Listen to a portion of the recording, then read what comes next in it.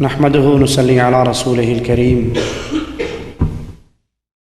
أعوذ بالله من الشيطان الرجيم. بسم الله الرحمن الرحيم. يا أيها الذين آمنوا ادخلوا في السلم كافة ولا تتبعوا خطوات الشيطان إنه لكم عدو مبين. بر صغیر کے مسلمان سال ہا سال سے ہندوؤں کے ساتھ رہے،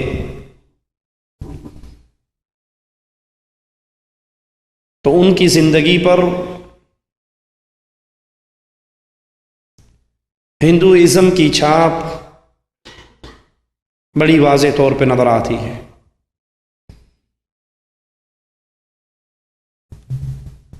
ان کا رہن سہن، ان کی تہذیب و تمدن، اٹھنا اور بیٹھنا، معیشت اور معاشرت، وہ ہندوؤں کے رنگ میں رنگی ہوئی ہے۔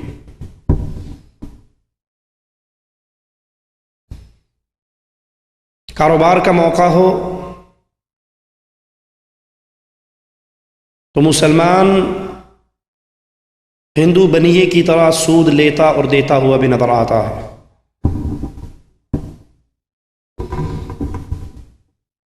زندگی کے عام معاملات ہوں، پیدائش سے لے کر مرنے کے بعد تک کے معاملات، وہ مسلمانوں کی اکثریت، خاص طور پہ بر صغیر کے مسلمانوں کی اکثریت، اس کے اندر ہندو رسم و رواج کے اندر مسلمان ڈوبا ہوا ہے۔ اور تو اور مسلمانوں کا دین، مسلمانوں کی عبادات ہندوؤں کے ساتھ رہتے ہوئے وہ بھی ہندوانہ کلچر میں، ان کی رسم میں، ان کے رنگ میں رنگی جا چکی ہے۔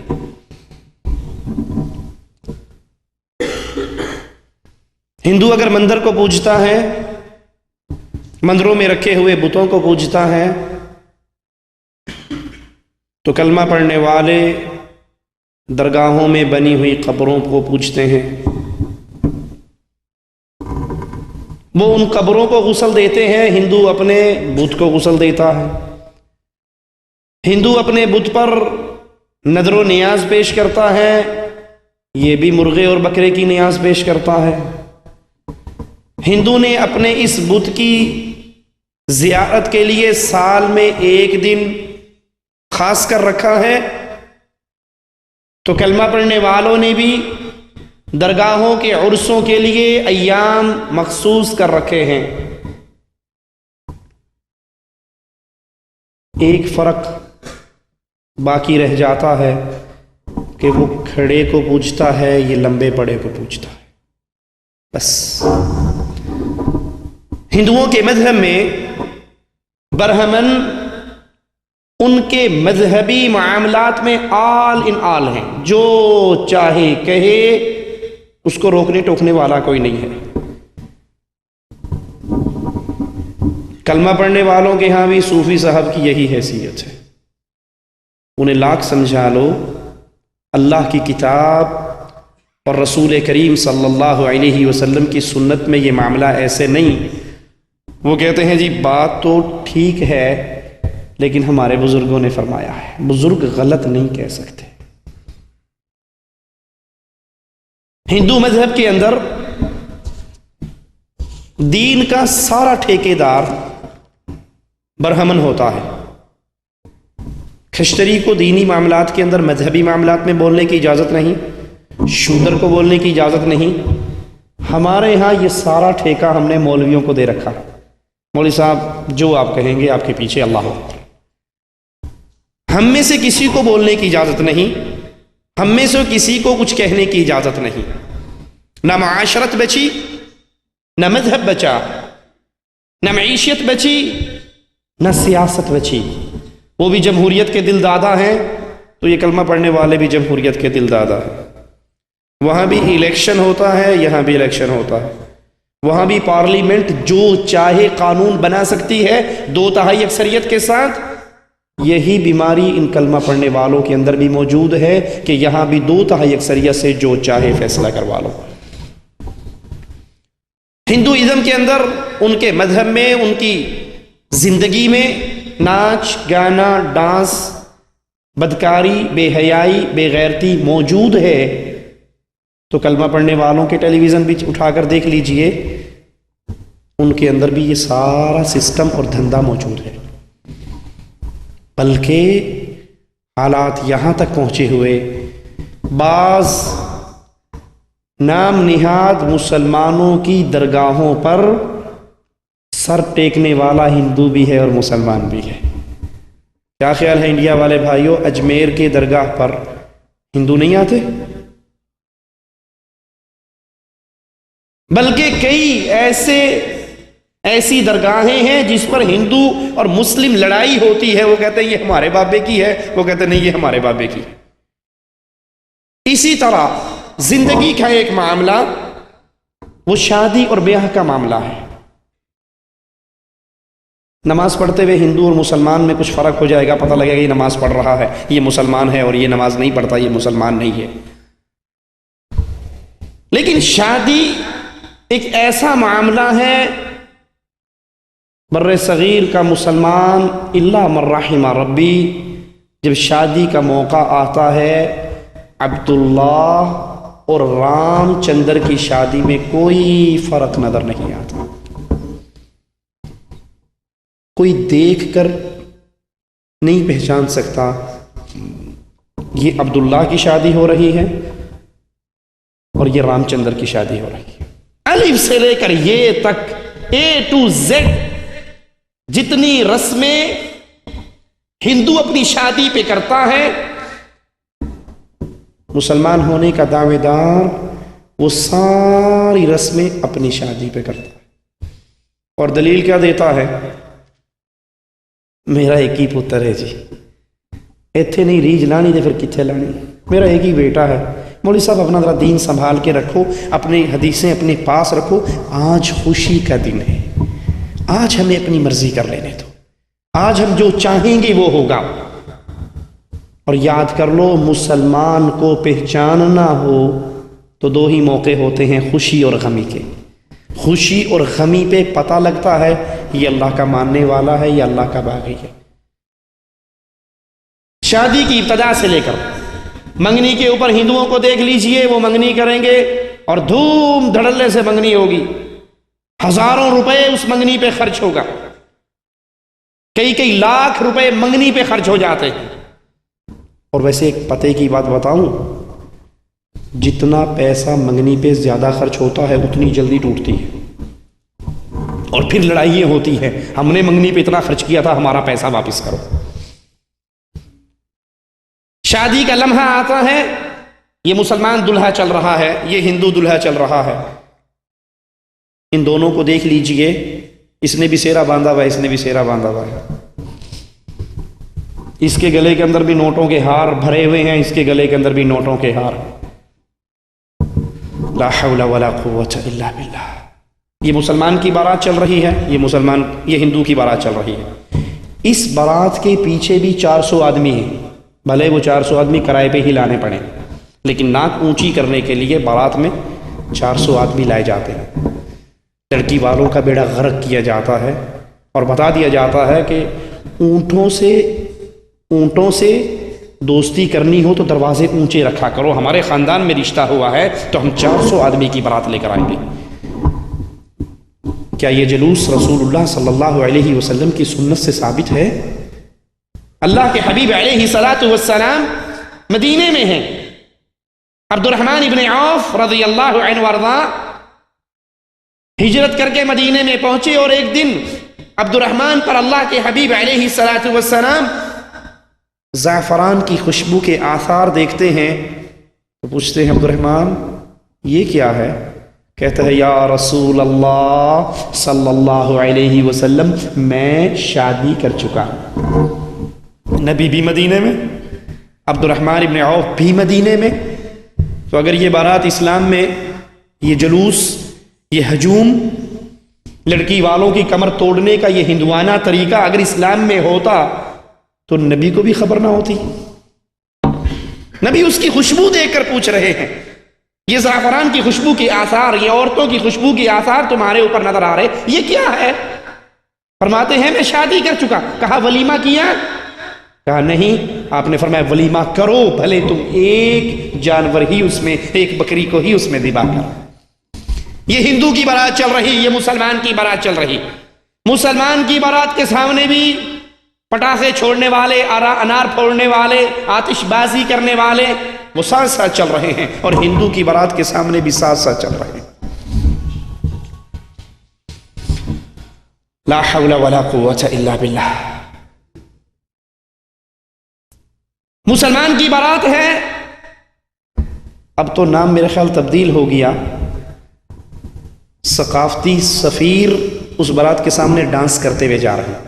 یہی نام رکھا گیا نا، نیا نام، ثقافتی سفیر، امن کے سفیر، اداکار، فنکار، فن پار، فن پارائیں، اداکارائیں، بڑے اچھے اچھے نام دیے ہیں.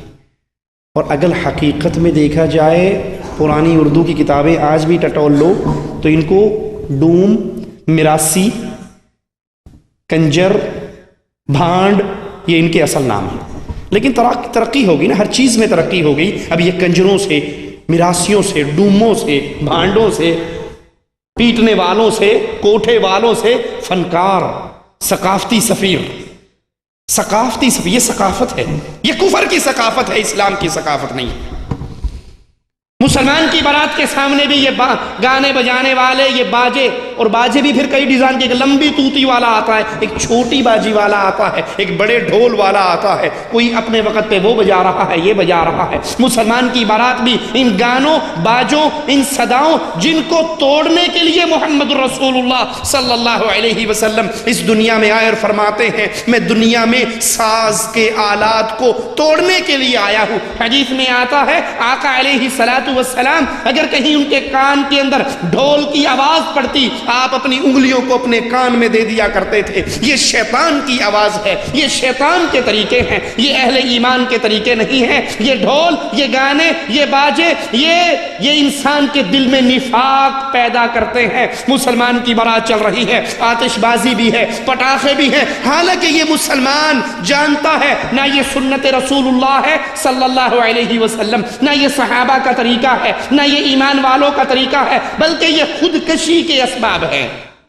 نہیں پڑھا اپنے اخباروں میں کتنے ہی بار یہ شادی بیاہ پر پھٹنے والے پٹاخے، بجائے جانے والے پٹاخوں کا مواد گھروں میں لا کے رکھا جاتا ہے، گھر میں یہ پٹاخے بنائے جاتے ہیں، اور اچانک اس بارود میں دھماکہ ہوتا ہے اور پوری کی پوری بلڈنگیں اڑ جاتی ہیں اور انسان جل جاتے ہیں. یہ خودکشی کے اسباب ہیں، یہ پیسے کو ضائع کرنے والی بات ہے. اور رسول اللہ صلی اللہ علیہ وسلم نے فرمایا فضول خرچ شیطان کا بھائی ہے. ہندو کی بارات کی یہی شکل ہے اور مسلمان کی بارات کی بھی. عبداللہ بھی اسی بارات میں چل رہا ہے، اسی طریقے پہ چل رہا ہے جس پہ رام چندر چل رہا ہے. اور اگر یہ طریقہ نہ ہو، اگر یہ طریقہ نہ ہو تو پتہ جواب کیا ملتا ہے؟ بڑے بھائی کی شادی تھی، مجھے آج بھی وہ جملے یاد ہیں سید طالب الرحمن حافظہ اللہ کی. تو نہ گانے، نہ باجے، نہ ڈھول، نہ ڈھمکے، نہ مراسیوں کی جماعت، کچھ بھی نہیں تھا. اہل ایمان کے طریقے پہ چلتے ہوئے ایک سادہ سی شادی تھی. تو ہمیں رشتہ داروں نے بھی اور پڑوسیوں نے بھی کہا آج تمہارے گھر میں شادی ہے یا چارپائی اٹھائی جا رہی ہے، میت ہے یا شادی ہے؟ شادی والی خوشی ہمیں نظر نہیں آتی، حالانکہ شادی کی خوشی ہے، سب اچھے کپڑوں میں ہیں، بہترین شکلوں میں ہیں، بہترین لباس میں ہیں، سب کچھ ہے. لیکن وہ ہندوؤں کی رسوم نظر نہ آنے پر اہل ایمان کی شادیوں کو میت اور چارپائی سے نسبت دی جاتی ہے. مجھے یاد ہے جب ہم گھر والے اپنے گھر سے سفر کر کے بھائی کی دلہن کے گھر پہ پہنچے اور جہاں ہمیں بٹھایا گیا تو کچھ وہ مانگنے والے پہنچ گئے اور ہم سارے بھائی ایک ہی صوفے پر بیٹھے ہوئے. دلہا بھی اور دلہے کے بھائی بھی. تو وہ کہنے لگا کچھ دو جی. لڑکی کا بھائی کہنے لگا 500 روپے اس دور میں نکال کے کہ یہ 500 روپے تیرے، مجھے یہ بتا ان میں دلہا کون سا ہے، یہ بتا دے دلہا کون سا ہے، 500 دوں گا. اب ساروں کی داڑھییں ہیں، سب نے اچھے کپڑے پہنے ہوئے ہیں، سب کے سر پہ بہترین رومال ہے، وہ کبھی اس پہ ہاتھ رکھتا ہے کبھی اس پہ ہاتھ رکھتا ہے، اس بیچارے کو یہی نہیں پتا دلہا کون سا. یہ ہندوؤں کی رسمیں، یہ باراتوں کے جلوس، یہ ڈھول اور ڈھمکے، یہ گانے اور باجے اہل ایمان کے طریقے نہیں ہیں. اور یہ شادی کے موقع پر 400 500 لوگوں کو اکٹھا کر کے لڑکی والوں کے گھر میں جا کر کھانا ان کے پلے سے کھانا، یہ ان کے اوپر ظلم اور زیادتی ہے جس کی شریعت کے اندر کوئی اجازت نہیں ہے. لڑکی لے کر واپس چلے، پھر وہی طریقہ ہے، وہی گانے ہیں، وہی باجے ہیں، وہی صدائیں ہیں. سوچئے اللہ کے لیے سوچئے، کیا مہندی کی رسم مسلمان کے گھر میں نہیں ہوتی؟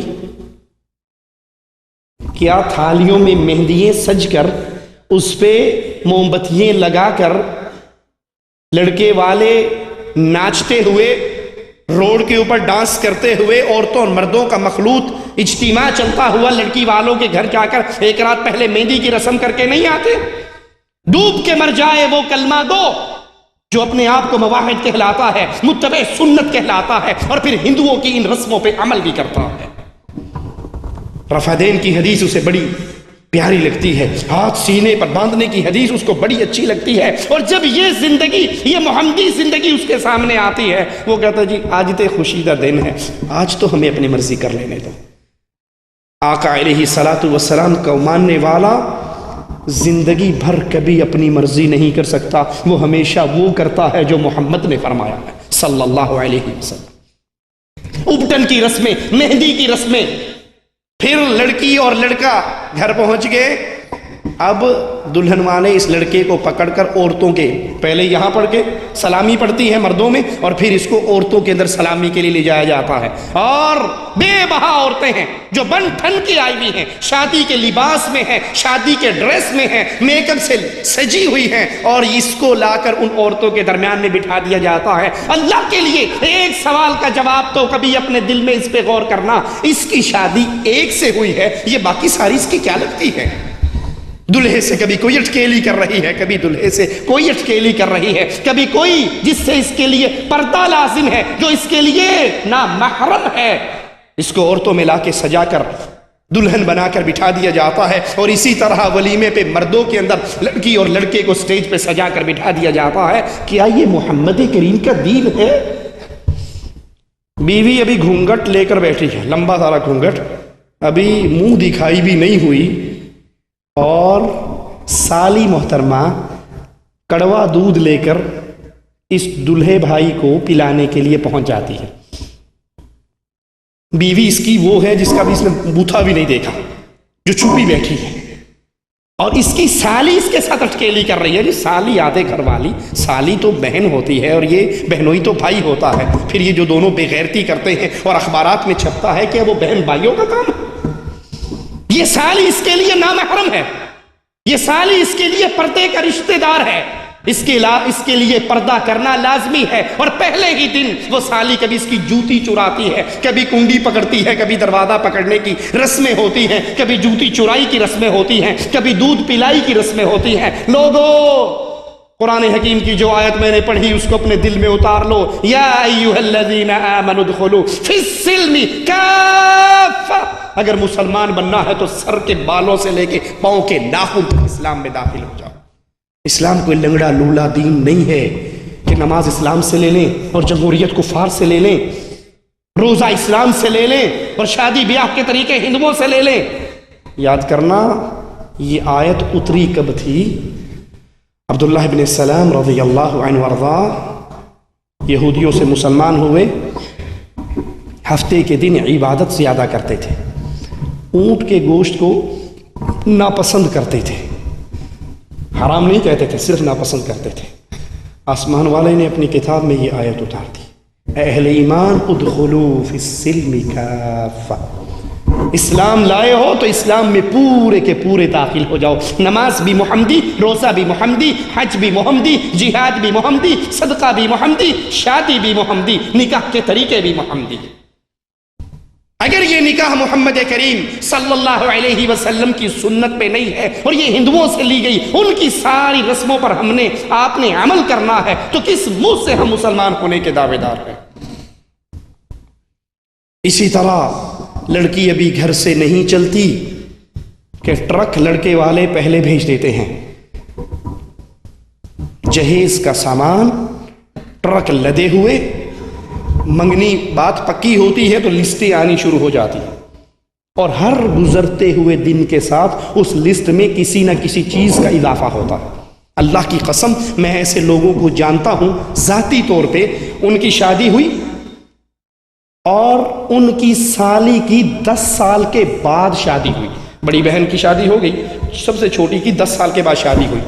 اب جب وہ اس کا جہیز کا سامان چلا تو وہ جس کی 10 سال پہلے ہوئی تھی نا، اس نے بھی آ کے لسٹ پڑھی. اچھا، پھر گھر جا کے لڑائی شروع کی. تیری ماں نے مینو تے واشنگ مشین نہیں دیتی سی، تے انہوں کیوں دیتی؟ مینو بھی آ گئی. مجھے واشنگ مشین اس دور میں نہیں ملی تھی، اس کو ملی ہے. میرے سامان میں یہ چیز نہیں تھی، اس کے پاس ہے. اور یہ بیچارہ باپ اپنی بچیوں کو سکون سے گھروں میں بسانے کی خاطر اس بے غیرت کو بھی 10 سال کے بعد واشنگ مشین بھیجتا ہے، 10 سال کے بعد سلائی مشین بھیجتا ہے، 10 سال کے بعد اس لسٹ میں جو چیز اپنی اس بیٹی کو اس نے اضافی دی ہے، پہلے 4-5 بیٹیوں کو رخصت کر چکا ہے تو سب کے گھروں کے اندر وہ چیز پہنچائی جاتی ہے. یہ جہیز کیا محمد رسول اللہ کا دین ہے صلی اللہ علیہ وسلم، یا یہ جہیز ہندوؤں کا دین ہے؟ ہندوؤں کی زندگی کے اندر یہ عمل موجود ہے. صحابہ کرام کی شادیاں ہوئی، خود رسول اللہ کی شادیاں ہوئی، اللہ کے نبی نے اپنی بیٹیوں کی شادیاں کی. آپ کو جہیز کا کوئی ثبوت کسی حدیث کے اندر نہیں ملے گا. آئیے ذرا دیکھیں اس جہیز کا مطلب کیا ہے. جہیز عربی زبان کا لفظ ہے، اس کا معنی ہے تیار کرنا، انتظام کرنا، سامان سفر تیار کرنا. اور اس معنی کی تائید قرآن حکیم کی اس آیت سے بھی ہوتی ہے. وَلَمَّا جَهَزَهُمْ بِجَهَازِهِمْ، یوسف علیہ السلام کے قصے کے اندر جب اس نے ان کے لیے ان کا سامان تیار کیا تو سامان تیار کرنے کو جہیز کہتے ہیں. اسی طرح رسول اللہ صلی اللہ علیہ وسلم کا فرمان ہے، من جہز غازیا فی سبیل اللہ فقد غزا، جس نے اللہ کے راستے میں جہاد فی سبیل اللہ کے لیے کسی غازی کو تیار کیا. جہزا جس نے تیار کیا کسی غازی کو جہاد فی سبیل اللہ کے لیے، اس نے بھی اللہ کے راستے میں جہاد کیا، اس کو بھی جہاد کا ثواب ملا. تو جہیز سے مراد سامان تیار کرنا. عرف عام کے اندر اس جہیز سے مراد وہ سامان منزل ہے، وہ گھر کا ساز و سامان ہے جو شادی کے موقع پر دلہن دلہے کے لیے اس کے گھر لے کر جاتی ہے. اور وہ اتنا ضرور ہوتا ہے کہ جس سے دلہا صاحب کی جیب ساری عمر کے لیے کم از کم ان چیزوں کے لیے ڈھیلی نہیں ہوتی، اسے خریدنا نہیں پڑتا. لائف ٹائم اس کو سامان مل جاتا ہے. اور ایک ایک چیز وہ دلہن اپنے گھر میں آنے سے پہلے، اپنے خامند کے گھر آنے سے پہلے ہی ٹرک روانہ ہو جاتے ہیں اور سامان ان کو پہنچا دیا جاتا ہے. لڑکے یا اس کے گھر والوں کی طرف سے دلہن سے یا اس کے سرپرستوں سے کچھ وصول کرنا، جو سامان کی شکل میں ہو، جائیداد کی شکل میں ہو، نقدی کی صورت میں ہو، اس کا مطالبہ کرنا، یہ جہیز اور اس جہیز کو شادی کی شرط قرار دینا. واللہ اس وقت جہیز شادی کی شرط بن چکی ہے. اگر جہیز نہ ہو کیا خیال ہے رشتہ ہوگا؟ لڑکی پسند آ گئی، اس کا اخلاق پسند آ گیا، اس کا دین پسند آ گیا، اس کے ہنر پسند آ گئے. آخری سوال، جی دین واسطے کی تواڈے کول؟ ہاں جی کچھ بھی نہیں ہے. اچھا پھر آئیں گے، اور وہ پھر دوبارہ نہیں آتے. گھر میں بیٹھی ہوئی ہزاروں نہیں لاکھوں وہ لڑکیاں ہیں، مسلمانوں کی بچیوں کی بات کر رہا ہوں، لاکھوں وہ بچیاں ہیں جو گھر بیٹھے بیٹھے شادی کی عمر کو، اس دہلیز کو کراس کر چکی ہیں، اور ان کے گھر آنے والے یہ جان کر کہ ان کو دینے کے لیے کچھ بھی نہیں ہے، بوڑھا آدمی ہے، کلر کا آدمی ہے، غریب آدمی ہے، اس کے پاس کچھ نہیں، ایک مرتبہ یہ پتہ لگ جائے تو رشتے اس گھر کے راستے کو بھول جاتے ہیں. یہ دین محمد صلی اللہ علیہ وسلم نہیں ہے. اور اللہ کے نبی علیہ الصلوۃ والسلام نے شادی کے لیے ایسی کوئی شرط نہیں لگائی، نہ اپنی شادی کرتے ہوئے، نہ اپنی بیٹیوں کی شادی کرتے ہوئے، نہ صحابہ کو شادی کی تعلیمات سمجھاتے اور دیتے ہوئے آپ نے ایسی کوئی شرط نہیں لگائی۔ اور مسلمان کے لیے ہر حال میں اتباع محمد الرسول اللہ صلی اللہ علیہ وسلم لازمی ہے، اور اگر وہ چاہتا ہے کہ میں اللہ کی جنت میں داخل ہوں تو پھر اس کے لیے لقد کان لکم فی رسول اللہ اسوۃ حسنہ لمن کان یرجو اللہ والیوم الآخر۔ جو اللہ سے ملاقات کی امید رکھتا ہے، جو آخرت کے دن کی ملاقات کی امید رکھتا ہے، اس کے لیے رسول اللہ صلی اللہ علیہ وسلم کامل نمونہ ہے، بہترین نمونہ ہے۔ کس چیز میں؟ نماز پڑھنے میں، روزہ رکھنے میں، حج کرنے میں، زکوٰۃ دینے میں، اور زندگی کے ہر عمل میں۔ افسوس آج مجھے اور آپ کو اللہ کے نبی کی زندگی نماز میں تو نمونہ اچھی لگتی ہے، روزے میں نمونہ اچھی لگتی ہے، صدقہ اور خیرات دیتے ہوئے نمونہ اچھی لگتی ہے، لیکن شادی اور بیاہ کرتے ہوئے ہم محمد کریم کی زندگی کو چھوڑ کر کفار کی زندگی کو اپنا نمونہ بناتے ہیں۔ اللہ کے نبی صلی اللہ علیہ وسلم فرماتے ہیں صحیح بخاری میں، جس شخص نے کوئی ایسی شرط طے کی جو کتاب اللہ میں موجود نہیں، تو اس شرط کا اس کا کوئی اعتبار نہیں کیا جائے گا، بھلے اس طرح کی وہ 100 شرطیں لگائے۔ اگر کسی نے نکاح کے موقع پر جہیز دینے کی شرط لگائی، اللہ کے نبی اس شرط کو باطل قرار دیتے ہوئے فرماتے ہیں، اگر کوئی ایسی شرط لگائی جائے جو کتاب اللہ میں نہیں ہے، سنت رسول اللہ میں نہیں ہے، یہ شرط باطل ہے۔ اس طرح کی ایک شرط نہیں، اگر سینکڑوں شرطیں بھی لگا دی جائیں وہ سب کی سب باطل ہیں۔ اور اگر بالفرض بے علمی کی بنیاد پر یا حسن ظن کی بنیاد پر، کتنے امیر آدمی ہیں، اتنے بڑے لوگ ہیں، ضرور جہیز دیں گے، نکاح ہو بھی جائے، نکاح جہیز کی شرط پہ طے ہو بھی جائے، تو اس جہیز کو دینا اسلام کے اندر جائز نہیں ہے، کیونکہ اللہ کے نبی صلی اللہ علیہ وسلم نے فرمایا جو شرط کتاب اللہ میں نہیں، سنت رسول اللہ میں نہیں، اس کا کوئی اعتبار نہیں، بھلے اس طرح کی ایک نہیں 100 شرطیں ہوں۔ اور اللہ کے نبی نے شادیاں کی، آپ کے صحابہ نے شادیاں کی، کسی حدیث کے اندر ان شادیوں کے اندر جہیز کا ثبوت ہمیں نہیں ملتا۔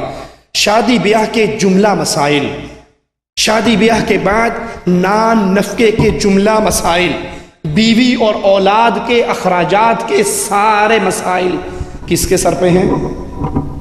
جی آواز نہیں آ رہی، کہنا خرچے والی گل کر دے مولوی صاحب، کیوں ساڈے گل پہ مفت چ ملتا ہے، شورے دے نال کوئی بوٹی آ بھی جائے تو تمہیں کی اعتراض ہے؟ ساری شادی کے خرچے یاد کر لیجئے، شادی کے سارے خرچے، بیوی کا سارا خرچ، اولاد کا سارا خرچ، یہ خاوند کے ذمے ہے۔ کون لگا رہا ہے ذمہ؟ مولوی صاحب، شاہ صاحب، پیر صاحب؟ نہیں، آئیے میں بتاتا ہوں، یہ آپ کے اوپر یہ ذمہ داری، گھر کے ساز و سامان کی ذمہ داری بیویوں کے سر پہ ڈالنے والوں، جہیز کی لمبی لسٹ کو دیکھ کر رشتوں کو قبول کرنے والوں، تمہیں پیدا کرنے والا اللہ، تمہیں پیدا کرنے والا اللہ یہ ساری ذمہ داری تمہارے سر پہ ڈال رہا ہے۔ دلیل قرآن حکیم کی آیت ہے، الرجال قوامون علی النساء بما فضل اللہ بعضهم علی بعض وبما انفقوا من اموالهم۔ مرد عورتوں پر حاکم ہیں۔ مرد کس پر حاکم ہیں؟ سنائیے، جنہوں نے اپنی داڑھی اور مونچھوں کی حفاظت کے لیے بڑھیوں کو پسند کر رکھا ہے ایسے یا نہیں ہے؟ جی آپ کو کیا پتا مولوی صاحب، نیا دور ہے، روشن خیالی کا زمانہ ہے، جمہوریت کا نظام ہے، یہاں پاوے نواز شریف جیت جائے یا بیگم بے نظیر جیت جائے، کوئی بھی جیت جائے، کھوتا جیتے، گدھا جیتے، گھوڑا جیتے، جمہوریت ہے، بس ٹھیک ہے۔ اور مالی کیا کہتا ہے؟ الرجال قوامون علی النساء، مرد حاکم ہے، عورت محکوم ہے۔ عورت کا حاکم مرد ہے، کیوں؟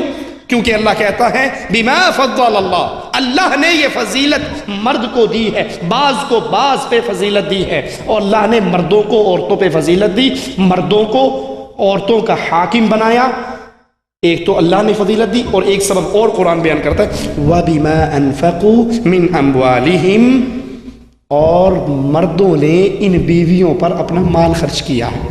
مال خرچ کس نے کیا ہے؟ بیویوں کے مالوں پہ مزے کرنے والوں، ان کے جہیز کے سامان پہ ساری زندگی بے غیرتی کی گزارنے والوں۔ قرآن تو اہل ایمان کی نشانی بیان کر رہا ہے کہ مرد اپنی بیوی پہ خرچ کرتا ہے، اور یہاں مرد اپنا جسم بیچتے ہوئے کہتا ہے جی میں آپ کی بیوی کو، آپ کی بیٹی کو اپنی بیوی بناؤں گا، آپ کے نواسوں نواسیوں کا باپ بنوں گا، مینوں کی دیو گے، مجھے کیا دو گے؟ وہ لسٹ پیش کیجئے جس کے ساتھ میں آپ کی بیٹی کو قبول کروں، اور جہیز میں پھرنا، اچھا جی ٹھیک ہے یہ ساری چیزیں، یہ فریج، یہ کولر، یہ ڈبل بیڈ، یہ ڈریسنگ ٹیبل، یہ برتن، یہ شیشے کے، یہ چینی کے، یہ بڑے اچھے ہیں، لیکن دیکھو نا آج کل تو ٹرانسپورٹ کی پرابلم بہت زیادہ ہے، اس میں تو نہ بائک نظر آ رہی ہے نہ کار نظر آ رہی ہے۔ وہ بوڑھا باپ سر جھکا کے کہتا ہے کہ میں اور کہیں سے ڈنڈی مار کے تیرے منہ کے اندر یہ زہر ضرور دوں گا، میری بیٹی کو چھوڑ کے نہ جا، میں تجھے موٹر سائیکل اور کار بھی دیتا ہوں۔ یہ آیت واضح ترین دلیل ہے کہ حق مہر کا مسئلہ ہو یا گھریلو ضروریات درپیش ہو یا نان نفقے کا بوجھ ہو، یہ سب ذمہ داریاں اسلام شریعت محمدیہ مرد کے اوپر اور مرد کے کندھوں پہ ڈال رہی ہے۔ اس کا مطالبہ بیوی سے کرنا، سسر سے کرنا، سسرال والوں سے کرنا، وہ جہیز کی شکل میں ہو یا کسی اور روپ میں ہو، نہ اس کی اجازت شریعت دیتی ہے، نہ اخلاق دیتا ہے، نہ دین دیتا ہے۔ کیوں نہیں دیتا؟ اس لیے کہ جہیز سنت محمد الرسول اللہ نہیں ہے، یہ کرشنجی کا طریقہ ہے، یہ ہندوؤں کی رسم ہے، یہ مسلمانوں کی رسم نہیں ہے۔ اور دیکھیے اس رسم کے پیچھے بھی کیا آپ کو ڈراؤنی شکلیں نظر آئیں گی۔ ہندو اپنی بیٹی کو جہیز کیوں دیتا ہے؟ کبھی غور کیا؟ ہندو اپنی بیٹی کو جہیز کیوں دیتا ہے؟ اس لیے کہ وہ اپنی بیٹی کو وراثت سے محروم کر دیتا ہے۔ وراثت میں ہندو اپنی بیٹی کو حصہ دیتا، وراثت میں ہندو لڑکی کا اپنے باپ کی وراثت میں کوئی حق نہیں ہے، لہٰذا فطری طور پہ باپ جب اپنے لخت جگر کو روانہ کرتا ہے تو اس کو وراثت سے محروم کر کے شادی کے موقع پر جہیز کی صورت میں دیتا ہے۔ اور مالک عز و جل مسلمانوں پر یہ فرض قرار دے رہا ہے کہ لڑکی کا حق ہے وراثت کے اندر۔ یوصیکم اللہ فی اولادکم للذکر مثل حظ الانثیین، لڑکے کو اتنا ملے گا جتنی دو لڑکیوں کو۔ شریعت میں جہیز کے بدلے وراثت کا حق ہے۔ ہندو اس حق سے اپنی بیٹی کو محروم کر کے اس کو جہیز کی شکل میں جو دینا ہوتا ہے دے کے ایک قسم کا اپنے گھر سے نکال کے مار کے فارغ کر دیتا ہے کہ اس کا میری پراپرٹی کے اندر کوئی حق نہیں ہے۔ اللہ کے لیے سوچنا، کفار کی یہ رسم جب ہمارے گھر میں آئی تو کیا ہم نے ان کے نقش قدم پہ چلنا شروع نہیں کر دیا؟ ہم بھی جہیز دیتے ہیں اور باپ کوشش کرتا ہے کہ مرنے سے پہلے پہلے ساری جائیداد بیٹوں کے نام کر جائے۔ ہوتا ہے یا نہیں ہوتا ہمارے خاندان میں؟ کلمہ پڑھنے والے ایسا نہیں کرتے، بیٹیوں کو محروم نہیں کرتے۔ اور اگر بہن اپنے بھائی سے اپنا حق مانگ لے تو وہ بھائی ساری عمر اس بہن کی شکل دیکھنا پسند کہ اس نے حق مانگا ہے۔ اور شیطان سکھاتا کیا ہے؟ اجی مولوی صاحب یہ تو میرا بیٹا ہے نا، میری پراپرٹی میرے بیٹے کے پاس رہے گی تو مجھے سکون رہے گا، اور یہ کسی اور گھر میں جانے والی ہے، یہ تو ہماری زمین کو کسی اور خاندان میں لے جائے گی۔ بیٹیوں سے حق کو چھینا جاتا ہے، بیٹوں کے نام کیا جاتا ہے، اور بھول جاتے ہیں کہ یہ ساری جائیداد تجھے کس نے دی ہے؟ اللہ نے دی ہے۔ جب یہ جائیداد مجھے اللہ نے دی ہے تو میری بیٹی کا حق، میری بہن کا حق اس جائیداد میں کس نے رکھا ہے؟ اللہ عز و جل نے رکھا ہے۔ تلک حدود اللہ، یہ جہیز کو چھوڑ کر، جہیز کو دے کر وراثت سے اپنی بیٹیوں کو محروم کرنے والوں، قرآن کی آیت پہ غور کرنا۔ اللہ حق وراثت کو کیا کہتا ہے؟ تلک حدود اللہ، یہ اللہ کی حدود ہے، یہ اللہ کی مقرر کردہ حدیں ہیں۔ وَمَن يُطِعِ اللَّهَ وَرَسُولَهُ، جو اللہ اور اس کے رسول کی اطاعت کرے، صرف داڑھی رکھنے میں، صرف نماز پڑھنے میں، صرف روزہ رکھنے میں نہیں، زندگی کے ایک ایک عمل میں وہ محمدی بنتا جائے، وَمَن يُطِعِ اللَّهَ وَرَسُولَهُ، جو اللہ کی اطاعت کرے، اس کے رسول کی اطاعت کرے، يُدْخِلْهُ جَنَّاتٍ تَجْرِي مِن تَحْتِهَا الْأَنْهَارُ، اللہ اس کو ان جنتوں میں، ان باغات میں، اپنی ان جنتوں میں داخل کرے گا جن کے نیچے نہریں بہتی ہوں گی، خالدین فیہا، یہ ہمیشہ ہمیشہ اس جنت میں رہیں گے، وَذَلِكَ الْفَوْزُ الْعَظِيمُ، اور یہ بڑی عظیم کامیابی ہے۔ یہ وراثت اللہ کا مقرر کرتا حق ہے، اپنی بیٹیوں کو، اپنی بہنوں کو اس سے محروم کر کے ہندوؤں کے نقش قدم پہ چلتے ہوئے صرف جہیز دے کر ان کو وراثت کے حق سے محروم نہ کیجیے، یہ اللہ کی حدود ہے۔ اور اگر نہیں باز آؤ گے، اگر نہیں مانو گے، بہنوں اور بیٹیوں کے یہ حق، یہ وراثت کے حصے ان کو نہیں دو گے، وَمَن يَعْصِ اللَّهَ وَرَسُولَهُ وَيَتَعَدَّ حُدُودَهُ، جو اللہ کی، اس کے رسول کی نافرمانی کرے اور اس کی حدود کو پامال کرے، پھر يدخلہ نارا خالدا فیہا وَلَهُ عَذَابٌ مُہین، اللہ اس کو جہنم میں داخل کرے گا جس میں وہ ہمیشہ رہے گا، اور یہ رسوا کن عذاب ہوگا۔ رسم جہیز ہندو اسم کی رسوم میں سے ایک رسم ہے جس سے ہندو کنیا دان کہتے ہیں۔ کنیا دان کہ ہندو اپنی لڑکیوں کو وراثت میں شامل نہیں کرتے، جس طرح دور جاہلیت میں عرب اپنی لڑکیوں کو وراثت اور جائیداد میں حصہ دار نہیں سمجھتے تھے، بلکہ باپ کے مرنے کے بعد کچھ عربوں کے اندر یہ رواج بھی تھا کہ ساری وراثت کا حقدار صرف بڑا بیٹا ہے، بلکہ وہ اپنی ستیلی ماں کا بھی وارث بنتا۔ لا حول ولا قوت الا باللہ۔ رسول اللہ صلی اللہ علیہ وسلم رحمت کا پیغام لے کر اس دنیا میں آئے، اور یہ ساری جاہلیت کے توق ان کی گردنوں سے توڑ ڈالے، ان کو ان معاشرتی بوجھوں کے نیچے سے نکال دیا۔ لڑکیوں کو وراثت سے محروم زمانہ جہلیت بھی کرتا تھا، آج کے دور کے اندر ہندوازم بھی کرتا ہے۔ یہ محمد کریم صلی اللہ علیہ وسلم وہ شریعت، عورتوں کے لیے وہ امن کا پیغام لے کر آئے کہ دوبارہ ان کو جائیداد میں حق دیا جانے لگا۔ آج عورتیں اسی شریعت محمدی سے بھاگنے کی کوشش کرتی ہیں، ان کا بس نہیں چلتا، وہ جوا پڑھانے بھی شروع کر دیں۔ ویسے انڈیا کی عورتوں نے نکاح پڑھانا تو شروع کر دیا ہے، پچھلے دنوں ہم نے اخبار میں پڑھا تھا کہ ایک بی بی جو خود کسی بندے کی محتاج ہے، وہ کسی اور بندے کا نکاح پڑھا رہی تھی۔ عورتیں بھی اس الٹی سمت میں چلی ہیں۔ مردوں کو حکم تھا ٹخنے ننگے کرو، مردوں نے اور نیچے کر لیا، عورتوں نے کہا تو سیدھی کر دیتے، ایسی کر لینی ہے، انہوں نے اپنی شلواریں پنڈلیوں تک ننگی اٹھا لی اوپر۔ جو حکم مردوں کو تھا وہ عورتیں عمل کر رہی ہیں، جو عورتوں کا تھا وہ مرد کر رہے ہیں۔ مردوں کے بال آپ دیکھیں، اکثر آپ کو نظر آئے گا گاڑی چلاتے ہوئے لوگ جنہوں نے باقاعدہ پونیاں لگائی ہوئی ہیں، کانوں میں بالیاں پہنی ہوئی ہیں، انہوں نے بس نہیں چلتا کہ میں وہ بی بی بانی ہی جان۔ اللہ ایسوں کی ڈیمانڈ پوری کر ہی دے، رات کو سوئے صبح لڑکی بن کے اٹھے۔ بے غیرتی کی یہ کیفیت، اللہ نے مرد بنایا، ان کو مرد بننا اچھا نہیں لگتا، پوری کوشش میں لگے ہوئے ہیں کسی طرح ہمیں کوئی پہچان کر باجی جان کہہ کر مخاطب کرے تو ان کا 1 کلو خون بڑھ جاتا ہے، اور اگر بھائی کہے تو اچھا انہوں پتہ لگ گیا کہ میں وہ نہیں جو میں نے روپ دھارا ہے۔ یہ اسلام نہیں ہے، یہ شریعت محمدیہ صلی اللہ علیہ وسلم نہیں ہے۔ اسلام اللہ کے نبی کی وہ شریعت مسلمانوں کے لیے احسان عظیم ہے، اور ان عورتوں کے لیے بھی آزادی کا پیغام ہے۔ یاد کر لیجئے، آج اسلام سے بیزار ہونے والی عورتوں کو سنائیے، تمہیں اسلام برا لگتا ہے، یہ اسلام تھا جس نے تمہیں زمین میں دفن ہونے سے بچایا، وگرنہ اسلام کے آنے سے پہلے تمہیں دفن کیا جاتا تھا۔ یہ اسلام تھا جنہوں نے تمہیں وراثت کی محرومی سے بچایا اور تمہیں وراثت میں حصہ دار بنایا۔ یہ اسلام تھا جنہوں نے تمہیں پاؤں کی جوتی سے اٹھایا، ماں، بہن، بیٹی اور بیوی کے حسین القابات سے نوازا۔ آج یہی اسلام برا لگتا ہے۔ نبی کریم صلی اللہ علیہ وسلم کی یہ خوبی قرآن اس کی طرف اشارہ کرتا ہے، یأمرہم بالمعروف وینہاہم عن المنکر، یہ جو رسول ان کے پاس آئے ہیں نیکی کا حکم دیتے ہیں، برائی سے روکتے ہیں، ویحل لہم الطیبات، ان کے لیے پاک چیزوں کو حلال کرتے ہیں، ویحرم علیہم الخبائث، ان کے لیے خبیث چیزوں کو کیا کرتے ہیں جی؟ حرام قرار دیتے ہیں۔ پاکیزہ چیز کو حلال اور خبیث کو حرام۔ ابھی بھی کچھ لوگ سوال کرتے ہیں مولوی صاحب سگریٹ حرام ہے، قرآن چ دسو کتنے لکھی ہے؟ سگریٹ حرام ہے، دکھاؤ قرآن میں لکھا ہوا ہو۔ اچھا یہ پانی حلال ہے نا؟ پانی حلال ہے، ہم جہاں بیٹھے ہیں یہ اللہ کا گھر ہے، اللہ کے گھر کے اندر پانی پیا جا سکتا ہے یا نہیں؟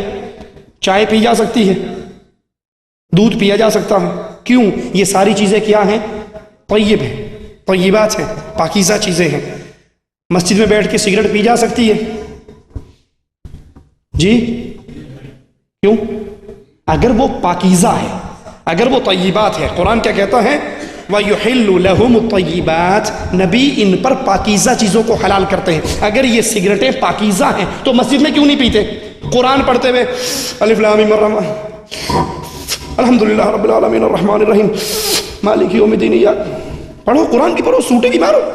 اگر یہ طیبات ہیں تو اس کو اللہ نے اور رسول نے حلال کیا ہے۔ اچھا دوسری مثال دے کے سمجھاؤں، اگر یوں سمجھ نہیں آتا، یہ پانی، کوئی بندہ باتھ روم میں جا رہا ہو قضائے حاجت کے لیے، اور گیٹ پہ آپ کھڑے ہوں، جی بھائی آپ اندر جا رہے ہیں، ٹائم ضائع نہ کیجیے، اندر بیٹھ کے پانی پی لیجیے، کیا کہتا ہے دماغ خراب ہے؟ یہ باتھ روم میں پانی پینے کی جگہ؟ سموسے 2 پلیٹ میں رکھ کے چٹنی ڈال کے چمچہ لگا کے دیں، آپ اندر جا رہے ہیں، ٹائم تھوڑا ہے، ٹرین پکڑنی ہے آپ نے، یہ اندر بیٹھ کے سموسے کھا کے باہر آ جانا، وقت ضائع نہ کرو، کوئی کرے گا؟ کیوں؟ باتھ روم پاک جگہ ہے یا خبیث؟ بولو، خبیث جگہ ہے۔ خبیث جگہ پہ پاکیزہ چیز کھائی نہیں جا سکتی، پاک جگہ پہ خبیث چیز نہیں کھائی جا سکتی، خبیث جگہ پہ پاک چیز نہیں کھائی جا سکتی۔ تو کیا خیال ہے جب باتھ روم میں جاتے ہیں، بیٹھتے ہی سب سے پہلے جیب میں سے نکال کے، باتھ روم میں چلتی نہیں چلتی؟ جس کو کہیں موقع نہیں ملتا وہ وہیں پہ موقع لگاتا ہے۔ یہ بھی چلتی ہے اور یہ بھی چلتی ہے، اسی سے استنجا کیا، اسی ہاتھ سے بنائی، ڈبیا کھولی اور یہاں رکھ لی۔ اکثر جس کو یہ ڈر ہوتا ہے پکڑے نہ جائیں، سگریٹ پیتے ہوئے پکڑے نہ جائیں، وہ چپ کے باتھ روم میں داؤ مار کے آتے ہیں۔ اللہ کے بندو، یہ نبی کی شان بیان ہو رہی ہے کہ نبی نے پاکیزہ کو حلال کیا اور خبیث کو حرام کیا۔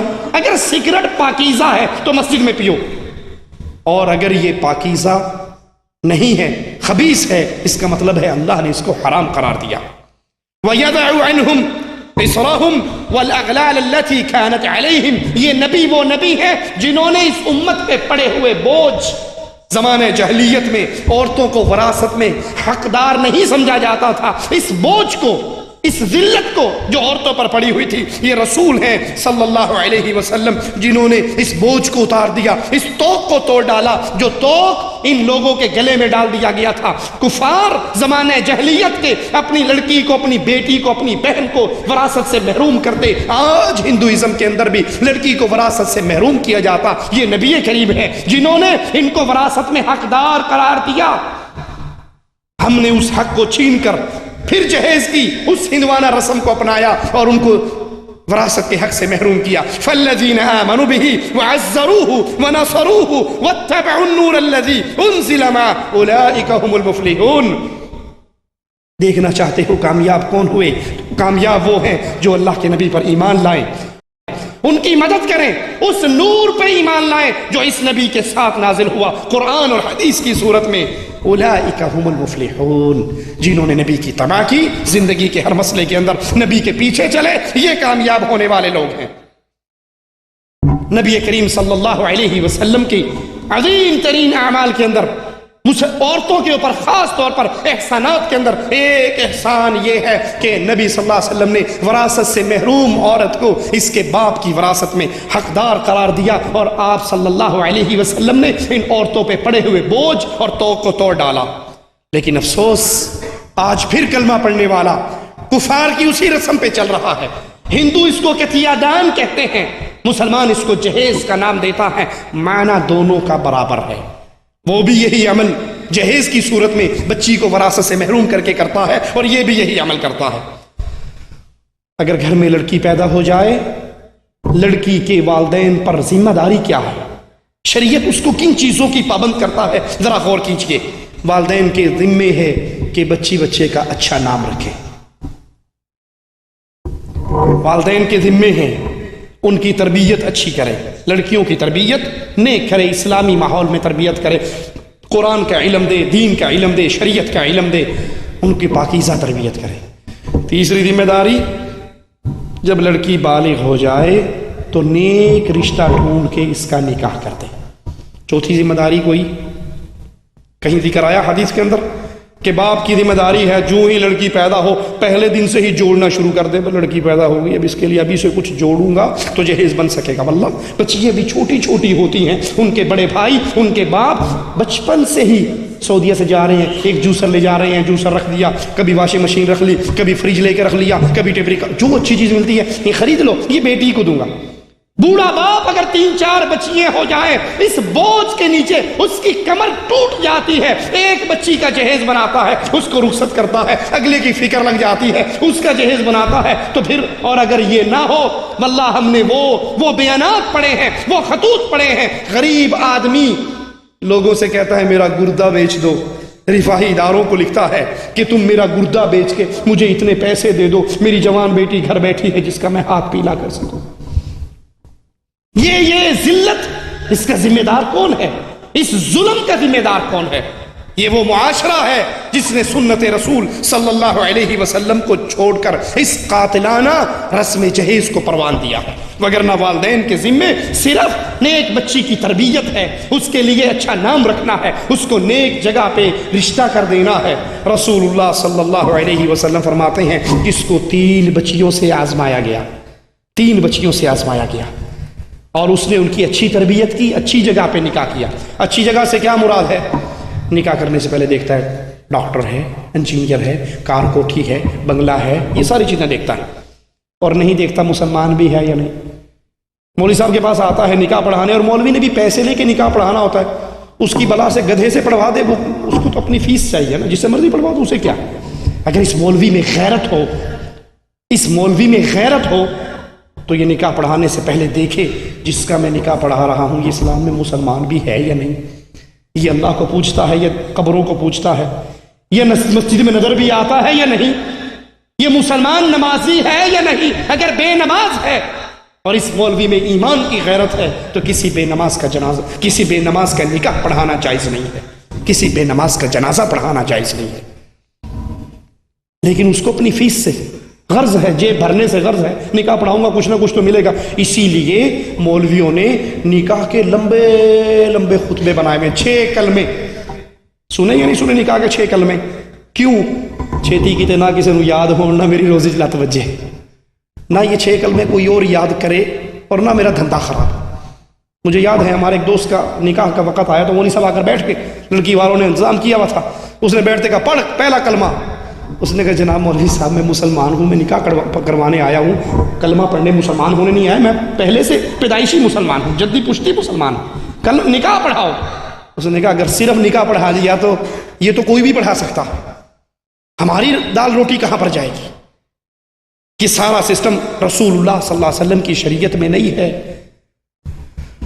اور شادی کے موقع پہ اچھے بھلوں کی عقل ماری جاتی ہے، ہر مسئلے میں، عام زندگی کا مسئلہ ہو، کاروبار کا مسئلہ ہو، دنیا کا مسئلہ ہو، وہ خود تحقیق کرتے ہیں، خود پڑھتے ہیں، خود سوچتے ہیں، اور جو ہی شادی بیاہ کا موقع آتا ہے تو ساری عقل ان کی گھٹنوں میں چلی جاتی ہے، اور گھر کی بڑی اماں جو ہیں وہ رہبر بن جاتی ہے۔ اب ہر مسئلہ اماں جی سے پوچھے، اماں جی اب کیا کریں؟ وہ اماں جی پرانی 100 سال پہلے کی رسمیں بتاتی ہے، یہاں پہ یہ بھی ہونا چاہیے، یہاں پہ یہ بھی ہونا چاہیے، یہ رسم بھی پوری ہونی چاہیے، اور یہ رسم بھی پوری ہونی چاہیے۔ شادی کے سارے معاملات اللہ رسول صلی اللہ علیہ وسلم کی شریعت سے چھین کر بوڑھی اماں کو دے دیے جاتے ہیں، اور عورت، بیگم، ماں، ان کی حکمرانی ہوتی ہے، جو یہ کہتی ہے وہ کیا جاتا ہے، اور جو شریعت آواز لگاتی ہے جواب اس کے سامنے ایک ہی ہوتا ہے، آج خوشی کا موقع ہے، آج خوشی کے موقع پہ تو ہمیں اپنے ارمان پورے کر لینے دیجئے۔ اور لوگوں یہ دنیا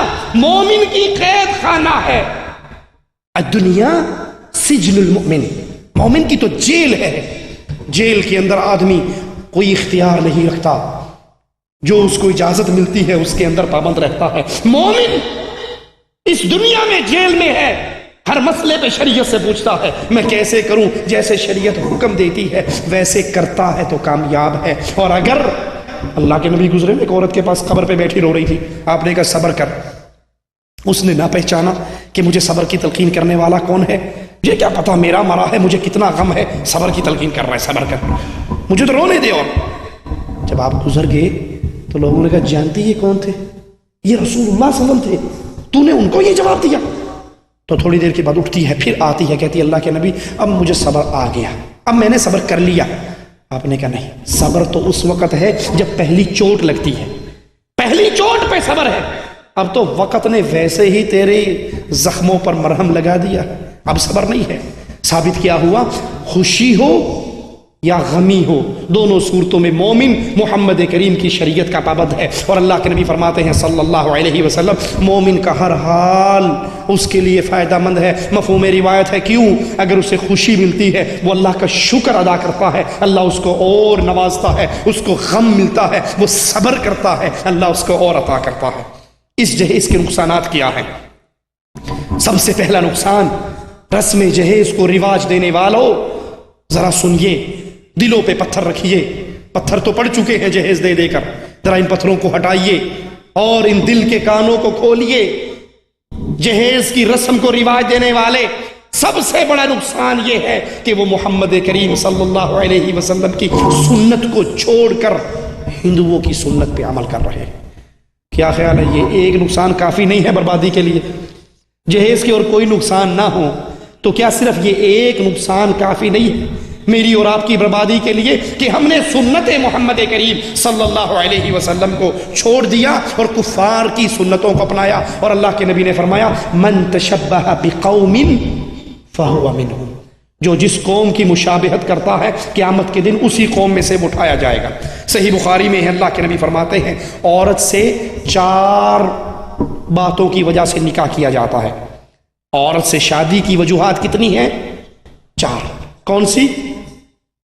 اس کا حسب و نسب، اس کا مال، اور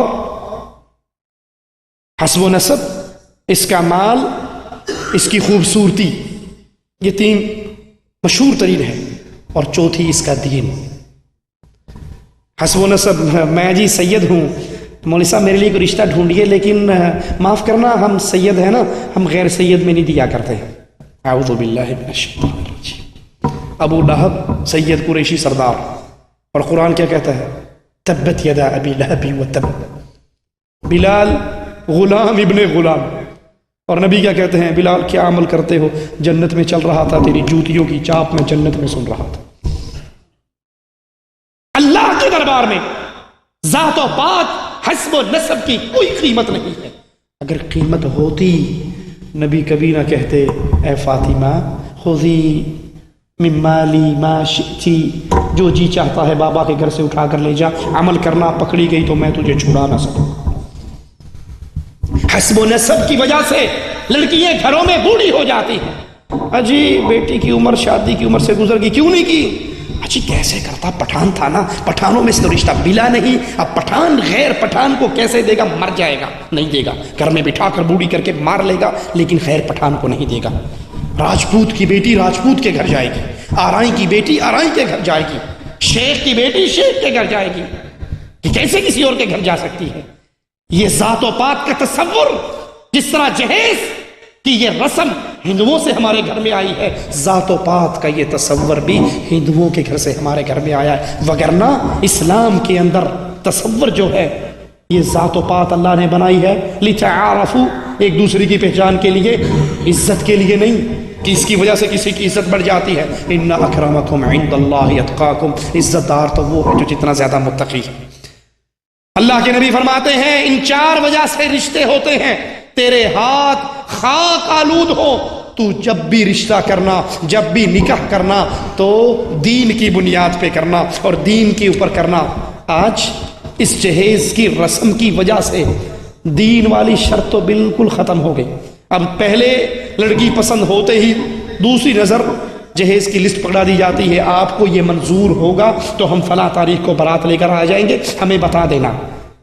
ہماری پسند ناپسند جہیز کا وہ سامان ہے جس کو ظلم کے طور پہ کفار کے مذہب سے لے کر مسلمانوں کے اندر رواج دیا گیا۔ جہیز چونکہ ہندوؤں کی رسم ہے اور ہندوؤں نے یہ رسم اس لیے جاری کی کہ ان کے ہاں لڑکی وراثت کی حقدار نہیں، لہٰذا اس حق وراثت کی تلافی کسی طرح شادی کے موقع پہ جہیز کی شکل میں کی جاتی ہے۔ مسلمانوں نے ہندوؤں کی تابعداری کے اندر اس کو خوب پروان چڑھایا ہے اور لڑکیوں کو وراثت سے محروم کر کے ان کو جہیز دیا ہے۔ تو قرآن کہتا ہے تلک حدود اللہ، یہ اللہ کی حدیں ہیں، جو اس حد کو توڑتا ہے وہ پھر اللہ کے عذاب کا مستحق ہے۔ جہیز ایک معاشرتی طور پہ ایسی رسم کی شکل اختیار کر چکی ہے جس کے بغیر شادی کا تصور بھی نہیں ہے۔ لڑکی والے بھی سمجھتے ہیں اگر لڑکی کا سامان جہیز تیار نہ ہوا تو یہ بیٹی ہمارے گھر میں بیٹھی رہے گی، اس کے ہاتھ پیلے نہیں ہو سکتے۔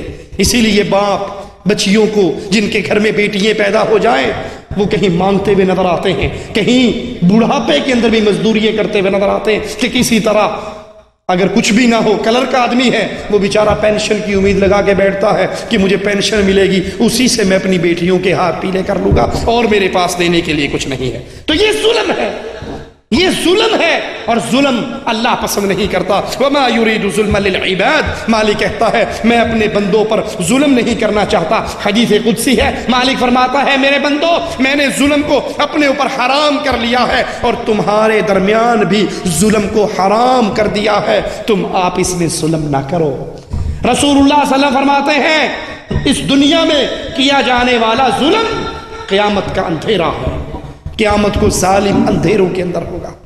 اور وہ باب سے یہ جہیز کی ڈیمانڈ، یہ لمبی لسٹیں، اس میں ایک ایک پوائنٹ لکھنا اور یہ پیش کرنا، اس کی ڈیمانڈ کرنا، یہ محمد رسول اللہ صلی اللہ علیہ وسلم کی شریعت کے مطابق اس بوڑھے آدمی پر، اس غریب آدمی پر، اس بیٹیوں کے باپ پر ظلم ہے، اور جو ظلم کرتا ہے وہ قیامت میں اپنے اندھیروں کو بڑھاتا ہے۔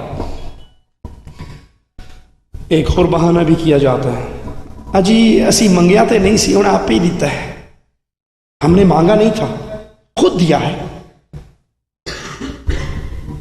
اگر دینے والوں کو یہ یقین ہو کہ جہیز نہ دے کر میری بیٹی سکون سے عزت والی زندگی گزار لے گی تو پھر کوئی نہیں دے گا۔ دینے والے کیوں دیتے ہیں؟ انہیں پتا ہوتا ہے اگر نہ دیا گیا تو پھر تانے پڑیں گے، کوسنے ملیں گے، ہر بات پہ سسر بھی ڈانٹے گا، ساس بھی ڈانٹے گی، نند بھی طنز کرے گی، اپنے گھر سے لائی کیا تھی، ننگی اٹھ کے آ گئی تھی۔ دیندار لوگوں کی زبان سے یہ جملے سننے کو ملیں گے، اپنے گھر سے ننگی آئی تھی، کیا لائی تھی اپنے گھر میں۔ اور اگر یہ ماں کے اپنی ساس کے برتن استعمال کرنا چاہے، ان کے ہاتھوں سے برتن چھین لیے جاتے ہیں، جو اپنے باپ کے گھر سے لائی تھی وہ استعمال کر لے، وہاں سے تو اٹھ کے آ گئی تھی، تیرے باپ کے پاس دینے کے لیے کچھ نہیں تھا۔ اور اگر لینے دینے والے دونوں دیندار ہوں، لڑکی بھیجنے والا لڑکی وصول کرنے والا دونوں سمجھتا ہے ہندوؤں کی رسم ہے ہم نہیں کرتے، تو یہ جو پڑوس میں ناگنیں رہتی ہیں نا، جس کو پڑوسن کہا جاتا ہے، وہ پڑوسن نہیں ہوتا، وہ ناگن ہوتی ہے، وہ آتی ہیں، اس کا کمرہ دیکھیں، اچھا کچھ بھی نہیں لے آئی، خالی آتی آئی، بی بی بڑا سنا، ہائے ہائے ہائے، بچی کو خالی ہاتھ بھیج دیا، صبر کر کوئی بات نہیں، یہ آ کے طنز کرتی ہے، یہ ٹیکے لگا۔ اگر بندہ دین سمجھ کے بھی یہ لین دین روک دے کہ ہمیں جہیز نہیں چاہیے، نہ لینا نہ دینا، تو پڑوسن نہیں جینے دیتی، یہ ناگن نہیں جینے دیتی، یہ تانے مارتی ہے، یہ مشہوری کرتی ہے۔ تو یہ کہہ کر جہیز لینے والوں کہ ہم نے مانگا نہیں، ہم نے مانگا نہیں، خود بخود انہوں نے دیا ہے اللہ کے لیے۔ اگر غیرت دین محمد تمہارے دل میں ہے تو کھڑے ہو جائیے، باپ کی مخالفت مول لینی پڑے تو لو، ماں کی مخالفت مول لینی پڑے تو لو، کیونکہ شریعت میں رب کو ناراض کر کے کسی اور کو راضی نہیں کیا جا سکتا۔ اور عہد کرو، اعلان کرو کہ میں یہ جہیز نہیں لوں گا، اس لیے نہیں لوں گا کہ دینے والے غریب ہیں، دینے والوں کی استطاعت نہیں ہے، اس لیے نہیں دوں گا کہ محمد کی شادی کی زندگی میری شادی کے لیے نمونہ ہے، میرے نبی نے شادییں کی، کسی سے جہیز نہیں لیا، میں بھی نہیں لوں گا۔ رکیے، اپنے ماں باپ کے سامنے کھڑے ہو جائیے، معاشرے کے بت کو توڑ ڈالیے اور کہیے اللہ کی قسم اس لڑکی کے سارے اخراجات میرے ذمے ہیں، میں گھر کی ساری ضروریات خود پوری کروں گا، مجھے ایک دیندار لڑکی کی تلاش ہے، مجھے ایک مسلمان عورت کی تلاش ہے، مجھے ایک خدمت گزار عورت کی تلاش ہے، جو یہ پوری کر دے میں اس کا شکر گزار ہوں۔ باقی جہیز میں نے نہیں لینا، کیونکہ میں محمدی سیرت پہ چلنے والا ہوں، میں کفار کے نقش قدم پہ نہیں چلنے والا۔ اس جہیز کی وجہ سے ایک اور بیماری ہمارے گھروں کے اندر وہ کیا پھیل گئی؟ شادی سے ایک ہفتہ پہلے ہی سامان کی سجاوٹ شروع ہو جاتی ہے. شادی سے ایک ہفتہ پہلے ہی پڑوسنیں آتی ہیں، کیا دیا آپ نے بیٹی کو؟ ہم نے یہ دیا، اتنے تولے سونا دیا، یہ کولر دیا، یہ فریج دیا، یہ گاڑی دی. وہ سامان ریاکاری کے طور پہ دکھلایا جاتا ہے، اس کی مشہوری ہوتی ہے، اس کو اعلان کر کے پورے محلے کے اندر چرچے ہوتے ہیں. اور ایک عورت کو پتہ لگ جائے ایسے ہی ہے جیسے BBC کے نمائندے کو پتہ لگ گیا، اگلا کام یہ آپ پہ کر لے گی، فکر نہ کرو. وہ پوری دنیا کے اندر خبریں پھیلتی ہیں، باقاعدہ جہیز دکھایا جاتا ہے، بری دکھائی جاتی ہے. یہ ریاکاری اسلام کے اندر اس کی کوئی حیثیت نہیں ہے.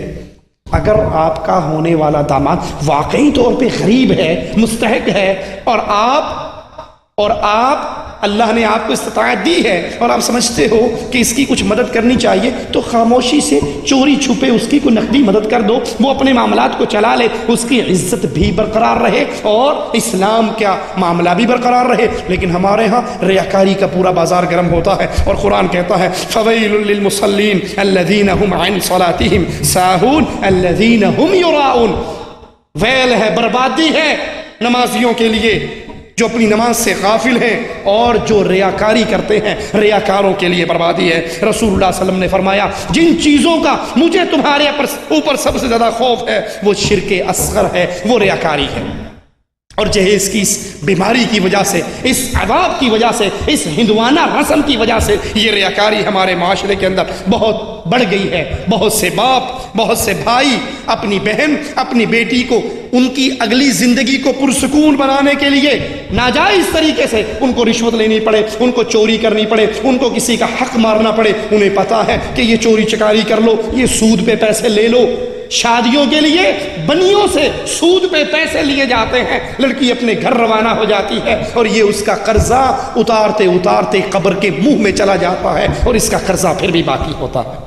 یہ حرام طریقے سے مال کما کے صرف جہیز دینے کے لیے، ناک اونچی کرنے کے لیے، یہ حرام طریقے سے جو کمایا جا رہا ہے. آئیے سنیے قرآن کیا کہتا ہے وَلَا تَأْكُلُوا أَمْوَالَكُمْ بَيْنَكُمْ بِالْبَاطِلِ وَتُدْلُوا بِهَا إِلَى الْحُكَّامِ لِتَأْكُلُوا فَرِيقًا مِنْ أَمْوَالِ النَّاسِ بِالْإِثْمِ. ایک دوسرے کا مال ناحق طریقے سے نہ کھایا کرو اور نہ ہی حاکموں کو رشوت پہنچا کر کسی کا مال ظلم و ستم سے ہتھیاؤ. جس کے پاس جہیز دینے کی طاقت نہ ہو یا وہ جہیز کو ہندوانہ رسم سمجھ کر اعلان کر دے کہ ہم نہیں دیتے، تو نتیجہ کیا نکلتا ہے؟ بچی اپنے گھر کے اندر ذلت کا سانس لیتی ہے، اس کو ایک ایک دن مصیبت سے گزرتا ہے. معاملہ لڑائی پٹائی مار دھاڑ تک بھی پہنچتا ہے. معاملہ آپ نے نہیں پڑھا اخبار میں؟ واللہ ایک نہیں سینکڑوں قصے ہیں. گیس کا سلنڈر پھٹا اور نئی نویلی دلہن جل کے راکھ ہو گئی. پڑھنے کو ملا کبھی اخبار میں ہی نہیں؟ میں نے اپنی زندگی میں درجنوں ایسی خبریں پڑھی ہیں. گیس کا سلنڈر پھٹا، گیس کا چولہا پھٹا، چولہے کا پائپ پھٹا اور دلہن کو آگ لگی اور جل کر راکھ ہو گئی. واللہ بتا رہا ہوں میں نے زندگی میں کبھی نہیں پڑھا گیس کا سلنڈر پھٹا اور ننند جل گئی. گیس کا سلنڈر پھٹا، ساس جل گئی. گیس کا سلنڈر پھٹا، پہلے دن کا دلہا جل گیا. گیس کا سلنڈر پھٹا، سسر جل گیا. کبھی سنا آپ نے؟ کبھی پڑھا؟ یہ ہمیشہ دلہن ہی جلتی کیوں ہے؟ یہ جلتی نہیں ہے، جلائی جاتی ہے. اس جہیز نہ ہونے کی وجہ سے، جہیز نہ لانے کی وجہ سے یا کم جہیز لانے کی وجہ سے مسلمانوں کو قتل کیا جاتا ہے، بچیوں کو ذبح کیا جاتا ہے. پہلے ہی ساس صاحبہ جا کے گیس چولہے کا سلنڈر کھول آتی ہے، وہ کمرے میں گیس بھری بھی ہوتی ہے. یہ خدمت ننند اپنے ذمے لے یا یہ ساس اپنے ذمے لے یا یہ کڑوا گھوٹ خامن کو ماں کے تانے سن کے اٹھانا پڑے یا کسی نوکرانی کے ذریعے یہ خدمت سر انجام دلوائی جائے. وہ پہلے سے چولہا کھلا ہوا، جو ہی اس بیچارے نے جا کے تیلی لگائی اس کو بھی تیلی لگ گئی. اور اس وجہ سے لوگ اپنے گھر میں بیٹی پیدا ہونے پر دل کے اندر کڑتے ہیں، حالانکہ یہ بیٹی اور بیٹا دینے والا کون ہے؟ یَهَبُ لِمَن یَشَاءُ إِنَاثًا وَیَهَبُ لِمَن یَشَاءُ الذُّکُورَ أَوْ یُزَوِّجُهُمْ ذُکْرَانًا وَإِنَاثًا. وَيَجْعَلُ مَن يَشَاءُ عَقِيمًا، یہ اولاد تو نعمت ہے، لڑکا ہو تو نعمت ہے، لڑکی ہو تو اللہ کی رحمت ہے۔ یہ نعمتیں، یہ رحمتیں، یہ اولاد انسانوں کے ہاتھ میں نہیں، نہ پیروں اور بابوں کے ہاتھ میں ہے، نہ درگاہ والوں کے ہاتھ میں ہے، یہ اولاد دینے والا اللہ ہے۔ وہ چاہے بیٹا دے دے اس کا فضل ہے، وہ چاہے بیٹی دے دے اس کا فضل ہے، یہ اولاد اللہ کی عطا ہے۔ لیکن باپ اپنی بچیوں کو نفرت کی نگاہ سے دیکھتے ہیں، ان کے پیدا ہونے پر ان کا دل اڑتا ہے، ایک پیدا ہوئی، دو پیدا ہوئی، تین پیدا ہوئی، کہاں سے ان کا جہیز پورا کروں گا؟ اس ہندوانہ رسم کی وجہ سے یہ اولاد باپ کی محبت کی حقدار قرار نہیں پاتی، ان کے ساتھ برا سلوک ہوتا ہے۔ اور یہ عادت کفار مکہ کی عادت ہے، یہ اہل ایمان کی عادت نہیں ہے، یہ مسلمانوں کی عادت نہیں ہے۔ قرآن بیان کرتا ہے مشرکین مکہ کی عادت کو، وَإِذَا بُشِّرَ أَحَدُهُمْ بِالْأُنثَىٰ ظَلَّ وَجْهُهُ مُسْوَدًّا وَهُوَ كَظِيمٌ، ان مشرکوں کو جب یہ خبر دی جاتی ان میں سے کسی کو کہ تیرے گھر میں لڑکی پیدا ہوئی ہے تو اس کا چہرہ سیاہ ہو جاتا۔ اس جہیز کی بد لعنت کی وجہ سے، بد رسم کی وجہ سے آج کتنے ہی وہ مسلمان ہیں جن کے استطاعت میں اس ہندو رسم کو پورا کرنے کی طاقت نہیں ہے، تو وہ بھی لڑکی کی خبر سن کر ان کا چہرہ سیاہ ہو جاتا ہے، ان کا دل پریشان ہو جاتا ہے۔ کتنی ہی عورتوں کو طلاق دے دی جاتی ہے کہ تو نے پہلی بھی بیٹی پیدا کی، دوسری بیٹی پیدا کی، تیسری بیٹی پیدا کی، اب ماں اپنے بیٹے کا کان بھرتی ہے، اس کو طلاق دے، جان چھڑا۔ یہ تو بیٹیاں ہی جنتی ہیں۔ ارے بیٹیاں جننا اس کے اختیار میں ہے۔ اپنی بیویوں کو ماں کے پیچھے لگ کر طلاق دینے والوں، بیٹیاں پیدا ہونے پر، یا معاشرے کے پیچھے لگ کر طلاق دینے والوں، بیٹیاں پیدا ہونے پر، تم لڑائی اپنی بیوی سے نہیں لڑ رہے ہو، اپنے رب سے لڑ رہے ہو۔ یہ بیٹی اور بیٹا بیوی کے اختیار میں نہیں ہے۔ بیٹیاں ہو جائیں تو نفرتیں، بیٹے ہو جائیں تو محبتیں۔ یہ بیٹے اور یہ ساری بیٹیوں کا اختیار ایک اللہ کا ہے۔ اگر تم بیوی سے لڑتے ہو تو اللہ کی طاقت سے لڑ رہے ہو، اللہ کے قانون سے لڑ رہے ہو، اللہ کے فیصلے سے لڑ رہے ہو۔ اور لوگ اسی وجہ سے پہلے ہی الٹرا ساؤنڈ کرا کے دیکھ لیتے ہیں بیٹی ہے، تو کتنے ہی وہ ظالم ہیں جو ابارشن کروا دیتے ہیں، حمل ضائع کروا دیتے ہیں، حالانکہ ان میں روح پڑی بھی ہوتی ہے، حالانکہ وہ روح والی ہو چکی ہوتی ہے، اور یہ خفیہ قتل ہے۔ کتنے ہیں جو پیدائش کے بعد پھینک آتے ہیں، پیدا ہونے کے بعد اس کو مار دیتے ہیں۔ اور قرآن کہتا ہے وَلَا تَقْتُلُوا أَوْلَادَكُمْ خَشْيَةَ إِمْلَاقٍ نَحْنُ نَرْزُقُهُمْ وَإِيَّاكُمْ إِنَّ قَتْلَهُمْ كَانَ خِطْئًا كَبِيرًا، اپنی اولاد کو قتل نہ کرو، ہم تمہیں بھی رزق دیتے ہیں اور ان کے رزق کے داتا بھی ہم ہیں، ان کو دینے والے بھی ہم ہیں، رزاق ہم ہیں۔ بھوک کی وجہ سے اپنی اولاد کو قتل نہ کرو۔ صحابی پوچھتے ہیں سب سے بڑا گناہ کون سا ہے؟ آپ نے فرمایا تو اللہ کا شریک بنائے، حالانکہ اللہ نے تجھے پیدا کیا ہے۔ فرمایا اس کے بعد؟ کہا اس کے بعد کہ تو اپنی اولاد کو قتل کرے۔ بچی جوانی کی دہلیز پہ قدم رکھے، اور بچی جوانی کی دہلیز پہ قدم رکھے، جوان ہو جائے، اور اس کو پتا ہو میرے باپ کے پاس جہیز دینے کے لیے نہیں، اور رشتے آتے ہیں، مجھے باوجود خوبصورت ہونے کے، باوجود دیندار ہونے کے صرف اس لیے ٹھکرایا جاتا ہے، پڑھی لکھی ہے، خوبصورت ہے، دیندار ہے۔ ٹھوکر لگانے کی وجہ یہ ہے کہ اس کے باپ نے کچھ دینا نہیں ہے۔ لڑکی خودکشی کرنے پر مجبور ہو جاتی ہے، یا زنا کا دروازہ کھولنے پر مجبور ہو جاتی ہے۔ کتنی ہی عورتیں ہیں جو جہیز کی وجہ سے شادی کی عمر کو کراس کر گئی تو پھر بدکاری کے راستے پہ چل پڑی، اگرچہ عورت اس کی گناہ گار ہے، اس کی ذمہ دار ہے، لیکن اس سے پہلے وہ گندا معاشرہ بھی، وہ معاشرے کے فرعون بھی ذمہ دار ہیں جنہوں نے مسلمان گھرانوں کے اوپر ہندوؤں کی رسم کو لاگو کر دیا ہے۔ اور اگر نکاح ہو بھی جائے، جہیز نہ ملنے پر باراتیں واپس چلی جاتی ہیں۔ میں ایک درد والا واقعہ آپ کو سناتا ہوں، شاید کسی کے دل کے اندر کوئی چنگاری جاگ جائے، شاید کسی کی غیرت جاگ اٹھے، شاید کسی کا ایمان اس کو اس قابل کرے کہ وہ شادی کرتے ہوئے بھی محمدی بنے اور نماز پڑھتے ہوئے بھی محمدی بنے۔ پنجاب کے اندر ایک شخص کی بیوی فوت ہو جاتی ہے، وہ 2 بچیوں کو پالتا ہے، پوستا ہے، ماں اور باپ کا پیار دیتا ہے، چودھری ہے، تھوڑی سی زمین کا مالک ہے، لیکن گاؤں میں بڑی عزت ہے، لوگوں کے جھگڑوں کا فیصلہ کرتا ہے۔ اس کی گھر میں آنے والے، رشتے آنے والے ٹھکرا جاتے ہیں کہ اس چودھری نے دینا کچھ نہیں، تھوڑی سی زمین ہے اس کی، لیکن ایک دوسرے گاؤں کا چودھری آتا ہے، بچیوں کو پسند کرتا ہے، نکاح کا معاملہ طے ہو جاتا ہے، اور جب اس سے پوچھتا ہے جہیز میں کیا دے گا تو اس نے کہا فکر نہ کرو میں جہیز بھی دوں گا۔ اپنی زمین میں سے کچھ حصہ بیچ کر وہ اپنی بچیوں کے لیے کچھ ضروری سامان تیار کرتا ہے۔ بارات اتر آتی ہے، نکاح والے، نکاح لکھنے والے، نکاح خان پہنچ جاتے ہیں، ان کا استقبال کیا جاتا ہے۔ وہ لڑکیاں جنہوں نے اپنی ماں کا چہرہ بچپن میں ہی ان کی آنکھوں سے گم ہو گیا تھا، آج دلہنیں بن کے بیٹھی ہیں، نئے گھر میں جانے کی خوشی میں ان کی خوشیاں لوٹ آئی ہیں۔ اچانک مردوں کی طرف سے رونے کی آواز آتی ہے۔ یہ دونوں دلہنیں عورتوں کو چپ کرواتی ہیں کہ سنو، ادھر مردوں کی مجلس میں شور شرابہ ہو رہا ہے۔ خاموش ہوتی ہیں تو آواز آتی ہے، ان کا باپ اس چودھری کے سامنے رو رہا ہے اور کہہ رہا ہے چودھری یہ ظلم نہ کر، بارات واپس لے کر نہ جا، میں نے تھوڑا سا جہیز تو بنایا ہے۔ وہ کہتا ہے تو نے چودھری ہو کر میری ناک کٹوا دی، میں تو سمجھتا تھا کہ اس شادی پر بہت بڑا ٹرک ہمارا سامان کا بھر کے جائے گا اور تُس نے تھوڑا سا سامان تیار کیا ہے۔ میں چودھری ہوں، میری چودراہٹ کو تو نے خاک میں ملا دیا، میں اپنی بستی میں جا کر کیا کہوں گا؟ میں نے چودھریوں میں شادی کی تھی یا کمی کمینوں میں شادی کی تھی، میراثیوں میں شادی کی تھی، تو نے میری ساری عزت خاک میں ملا دی، تو نے جہیز تیار نہیں کیا۔ اگرچہ نکاح ہو چکا ہے، میں اس نکاح کے فسخ کرنے کا اعلان کرتا ہوں اور میں اس شادی کو توڑتا ہوں۔ اور وہ چودھری اس کے سامنے رو رہا ہے، اپنی پگڑی اتار کر اس کے قدموں میں رکھ دیتا ہے کہ یہ میری چودراہٹ کی پگڑی میری عزت ہے، میں یہ تیرے قدموں میں رکھتا ہوں۔ آج تو میری بچیوں کو جنہوں نے بچپن سے ہی ماں کی صورت نہیں دیکھی، آج خوشی کے دن آئے ہیں تو ان کو یوں ٹھوکر مار کے نہ جا، میں باقی زمین بیچ کے بعد میں سامان تیار کر کے تیرے گھر بھیج دوں گا۔ وہ کہتا ہے بارات اب جائے گی، لوگ تو اب دیکھنے آئیں گے کہ کیا لے کر آئی ہے۔ بڑی بیٹی جب یہ جملے سنتی ہے، اپنی باپ کی یہ بے عزتی دیکھتی ہے تو وہ تیزی سے اٹھتی ہے، اندر کمرے میں جاتی ہے اور چھرا لا کر اپنے اندر مار کے اپنے آپ کو لہو لہان کر لیتی ہے۔ چیخ اس کی بلند ہوتی ہے، باپ دوڑتا ہوا آتا ہے، سورج جوڑے کے اندر جو ابھی پھول کی طرح مسکرا رہی تھی اب وہ خون کے اندر لت پت ہے۔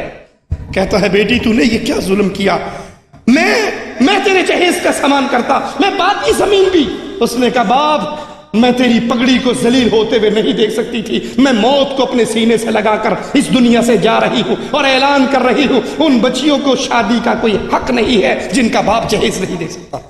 وہ پاگل ہو جاتا ہے، اٹھتا ہے، اپنے گھر سے بندوق اٹھا کر لاتا ہے اور پھر واپس بارات کی جگہ پہ آتا ہے جہاں وہ نمبی لاکھ والا چودھری اپنی بارات کی واپسی کے انتظام کر رہا ہے، آرڈر چلا رہا ہے چلو واپس۔ آتا ہے اور کہتا ہے تو نے میری بیٹیوں کو خون میں نہلایا، اس جہیز کی لعنت کی وجہ سے تو نے میری پڑھی لکھی خوبصورت بچیوں کو ٹھوکر ماری اور اس نے خودکشی پر مجبور ہو گئی، اس کے خون کا بدلہ میں تجھ سے لیتا ہوں۔ اور ساری اس کے سینے کے اندر گولی اتارتا ہے، پھر اپنے دامادوں کی طرف منہ کرتا ہے کہ تم میرے داماد بن چکے تھے، نکاح میں قبول کے نعرے تم نے لگا لیے تھے، یہ تمہاری بیوییں بن گئی تھی، تم تو اپنے باپ کو سمجھا سکتے تھے کہ بابا گھر جہیزوں سے نہیں بسا کرتے، گھر تو عزت والی دین والی عورتوں سے بسا کرتے ہیں۔ تم نے بھی اس بات کو اپنے باپ کو قائل نہیں کیا اور پھر گولیاں ان کے سینے میں اتارتا ہے اور آ کر اپنی چھوٹی بیٹی جو دلہن بن کے بیٹھی ہے باقی گولی اس کے سینے میں اتارتا ہے اور پھر ہمیشہ کی جیل کے سلاخوں کے پیچھے چلا جاتا ہے۔ اس طرح کا یہ ایک واقعہ جو ریکارڈ پر ہے، ہزاروں واقعات آن دی ریکارڈ ہیں اور کتنے ہیں واقعات جو ریکارڈ پر نہیں آتے، اور یہ کہانی ہر محلے میں ہر گھر میں دہرائی جاتی ہے۔ کتنی براتیں واپس جا چکی ہیں، کتنی عورتیں بڑھاپے کی دہلیز پہ پہنچ چکی ہے۔ اللہ کے لیے اٹھیے اور اس ظلم کا انکار کیجئے، اس ظلم کا انکار کیجئے۔ آخری بات کہہ کے بات ختم کرتا ہوں۔ لینے دینے والے ایک دلیل دیتے ہیں، اجی آپ تو نہیں مانتے کیا رسول اللہ صلی اللہ علیہ وسلم نے حضرت فاطمہ کو جہیز نہیں دیا تھا؟ سنن نسائی میں ہے، حضرت علی فرماتے ہیں اللہ کے رسول صلی اللہ علیہ وسلم نے اپنی لخت جگر فاطمہ کو ایک سفید اونی چادر، ایک پانی کا مشکیزہ، ایک چمڑے کا تکیہ جس میں گھاس بھرا ہوا تھا، یہ بطور جہیز دیا۔ تو جب اللہ کے نبی صلی اللہ علیہ وسلم نے جہیز دیا تو ہم کیوں نہ دیں؟ جو اس وقت کی ضروریات تھی انہوں نے پوری کر دی، جو آج کی ضروریات ہیں وہ ہم پوری کرتے ہیں۔ لیکن اس ملنگ کی طرح میٹھا میٹھا ہاپ ہاپ کوڑا کوڑا تھو تھو اس کو پکڑ کے اپنی باطن کی خباثت کو پورا کرتے ہیں اور دوسری حدیث پہ غور نہیں کرتے۔ ملنگ سے کہا تو نماز نہیں پڑھتا، نماز پڑھ لیا کر۔ انہوں نے کہا چوڑا قرآن چاہیا ہے لا تقربوا الصلاۃ، نماز کے نزدیک بھی نہ جانا۔ اس نے کہا اگلی تو پڑھ وانتم سکارا، جب نشے کی حالت میں ہو تب نہ جانا۔ کہا انی تے عمل کر لیں دے اگے پھر ویکھاں گا، اس کو مان لینے تو باقی بعد میں۔ اللہ کے نبی نے جو فاطمہ رضی اللہ تعالی عنہا کو سامان دیا، کیسے دیا؟ حضرت علی کہتے ہیں میں نے جب اللہ کے نبی صلی اللہ علیہ وسلم کے سامنے نکاح کا پیغام ابو بکر عمر کے ذریعے رکھا اور اللہ کے نبی صلی اللہ علیہ وسلم سے میں نے اس نکاح کی درخواست کی، تو آپ نے پوچھا تیرے پاس فاطمہ کو دینے کے لیے کیا ہے، مہر کے طور پہ کیا ہے؟ کہنے لگے یا رسول اللہ صلی اللہ علیہ وسلم ایک گھوڑا ہے اور ایک زرہ ہے۔ آپ نے فرمایا گھوڑے کی تو تجھے پھر بھی حج کے سفر میں، عمرے کے سفر میں، جہاد کے سفر میں ضرورت رہے گی، اس کو اپنے پاس رکھ اور وہ زرہ تو فاطمہ کو دے دے۔ حضرت علی رضی اللہ عنہ وارضاہ نے وہ زرہ حضرت عثمان کو دی۔ میرے عثمان کو گالیاں دینے والوں، مولا علی مشکل کشا کا نعرہ لگانے والوں، ابو بکر و عمر کو گالی دینے والوں، جس کو مشکل کشا تم سمجھتے ہو اس کا نکاح تو ابو بکر و عمر نے کروایا تھا۔ جس کو مشکل کشا تم سمجھتے ہو، ایک شیعہ کی میں تقریر سن رہا، کہا علی علی علی کا وہ عبد ہے، یہ علی اس علی کا وہ عبد ہے جو عبد ہو کر بھی عبد العلی نہیں بنا، یعنی اس کا مقام اتنا عظیم ہے کہ اللہ نے اس کا نام اپنے نام کے ساتھ رکھا، حالانکہ یہ علی ہے اور وہ العلی العظیم ہے۔ گمراہ کرنے کے لیے جو بھی بہانے بنائے، خیر تم اس کو مشکل کشا سمجھتے ہو، اس کے پاس زرہ ہے، یہ شادی کا پروگرام بناتا ہے، حضرت عثمان کے پاس جاتا ہے، حضرت عثمان رضی اللہ عنہ وارضاہ اس زرہ کے بدلے میں 480 درہم حضرت علی کے حوالے کرتے ہیں۔ یہ قیمت اور کسی نے نہیں دی سوائے عثمان کے، اور پھر وہ زرہ بھی اپنی طرف سے حضرت علی کو ہدیہ کر دیتے ہیں کہ یہ عثمان کی طرف سے ہدیہ ہے، تجھے جنگوں کے اندر اس کا کام آئے گا اور عثمان کو اس کا ثواب ملے گا، اور اس کی قیمت میں تجھے اپنی طرف سے دیتا ہوں۔ 480 درہم لے کر حضرت علی آتے ہیں، رسول اللہ صلی اللہ علیہ وسلم کی جھولی میں وہ درہم ڈالتے ہیں، آپ کچھ پیسہ اس میں سے حضرت بلال کو دیتے ہیں کہ جاؤ خوشبو خرید کے لاؤ، میری بیٹی کی شادی کے انتظام کے لیے خوشبو لے کر آؤ، اور باقی پیسوں سے اللہ کے نبی حضرت فاطمہ رضی اللہ تعالی عنہا کے لیے جہیز کا سامان خریدتے ہیں۔ یہ جہیز کا سامان جو فاطمہ رضی اللہ تعالی عنہا کو دیا گیا، یہ حضرت علی کے ادا کردہ حق مہر میں سے دیا گیا۔ فرض کیا آپ کی یہ دلیل بھی مان لیں کہ نہیں غلط بات ہے، ہم نہیں مانتے، یہ علی نے ہی دیا، رسول اللہ نے ہی اپنی بیٹی کو دیا، تب بھی یہ جہیز لڑکی والوں کی طرف سے نہیں ہے۔ کیوں لڑکی والوں کی طرف سے کیوں نہیں ہے؟ کیونکہ جس طرح ابو طالب نے رسول اللہ صلی اللہ علیہ وسلم کی کفالت کی تھی نا، تو حضرت علی مالی طور پہ کمزور تھے، یہ رسول اللہ صلی اللہ علیہ وسلم کی کفالت میں تھے۔ حضرت علی اللہ کے نبی کی کفالت میں تھے، اور اللہ کے نبی نے باپ بن کر حضرت علی کی بھی کفالت کی، جیسے آپ کے چچا نے آپ کی تھی۔ تو اللہ کے نبی کا فاطمہ کو دینا باپ ہونے کے ناطے علی کو دینا ہے، کیونکہ علی بھی تو نبی کی کفالت میں، فاطمہ نبی کی بیٹی اور علی نبی کی کفالت میں، تو تب بھی یہ لڑکے کی طرف سے بنتا ہے، لڑکی کی طرف سے نہیں بنتا۔ تحدیث نعمت کے طور پہ بیان کرتا ہوں، اہل ایمان کے دل کو گرمانے کے لیے اور اللہ کا شکر ادا کرنے کے لیے کہ ہم صرف زبانی کلامی کہنے والے نہیں، اللہ کی توفیق سے میں نے 2 شادیاں کی ہیں، اور دونوں شادیوں میں جہیز میں نے خود تیار کیا، اپنی طرف سے دیا۔ میری دوسری شادی کے موقع پر میری بیوی کے بھائی نے کہا ہمیں کچھ وقت دیجئے، ہم جہیز کی تیاری تو کر لیں، تو میں نے کہا اللہ کی رحمت سے پیغام بھیجا کہ یہ ذمہ داری رب نے میرے ذمہ لگائی ہے، تمہارے ذمہ نہیں لگائی۔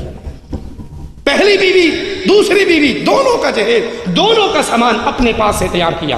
تو اے اہل حدیث ہو، اے اہل ایمان، اے اہل توحید، اے اہل سنت، اے امت قرآن، اے امت محمد صلی اللہ علیہ وسلم، جیسے باقی حدیثیں سن کر اس پہ عمل کرنے کے لیے کھڑے ہو جاتے ہو، کسی کی لعنت کسی کی ملامت کی فکر نہیں کرتے، ان حدیثوں پر بھی عمل کرو۔ یہ سارے خرچے اللہ نے مرد کے ذمہ لگائے ہیں، مرد بنو، مرد بنو، عورتیں نہ بنو۔